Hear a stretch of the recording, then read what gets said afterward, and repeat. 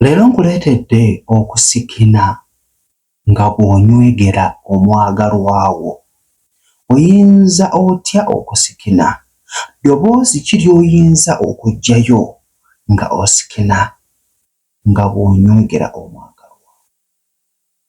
Tanaaba episodes bwe nateekayo wansi awo ojja kugendayo obeere ng'olaba okukwatagana ku kusikina. Oyinza okudda eyo gw'omukyala n'ogamba nti ebyo tebyetaagisa, oba gw'omwami ebyo tebyetaagisa, naye munnange kirina engeri gye kitta omubiri. Bw'okubeera kuyima n'oyongera okuba ng'oyimira ddala, oguba omubiri n'obeera ng'oguteera ddala, n'onyumirwa okwezina. So ngenda kukulaga engeri gy'ogenda okubeera nga osikinamu singa obanga oli ku mumwa gw'omwagalwawo. Eno omukira guli munda oba owulira? So bw'ona okiipinga ono nga buli kituli okiggadde, bannange omuntu ajja kutuuka ku ntekka, ajja kuyaayaana. Oba okiraba? So gy'onookoma okubeera nga omukira guli munda guti, emimwa ku mimwa, ebituli byonna bibeera ng'ebyo byeggadde. Ate alina wassiza, aba alina ku tabuti mazzi ati. Okitegeera? So ngenda kukulaga. Andike. Ono guba nga gwe mumwa, gamukeka sawundi k'ogenda okukola. Ogenda kusika omukka. Oba okitegeera? Ojja kusika omukka. Gy'okoma okubeera ng'osika omukka muli, oyongera okuba ng'oyima n'okuta omubiri.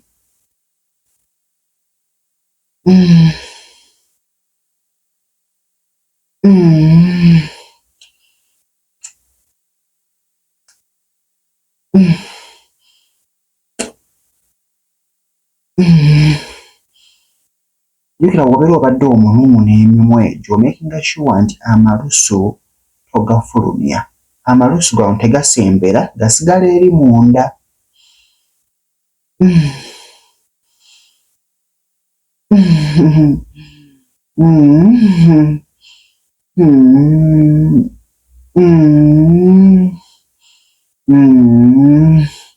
So gy'onookoma okubeera nga okola ekintu ekyo, kijja kwongera okubeera ng'omuntu oyo kimuyimya aggule wansi. Oba okitegeera? Bw'omusajja jjukira omukira guli muli munda. Eno bw'omunuuna.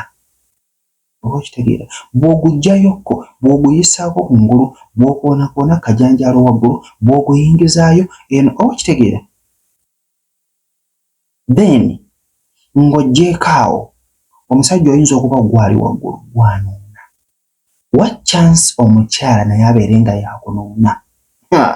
Ojja musiika omukiro, ojja kuwulira nga mu butuufu obuwoomi bukutta naawe.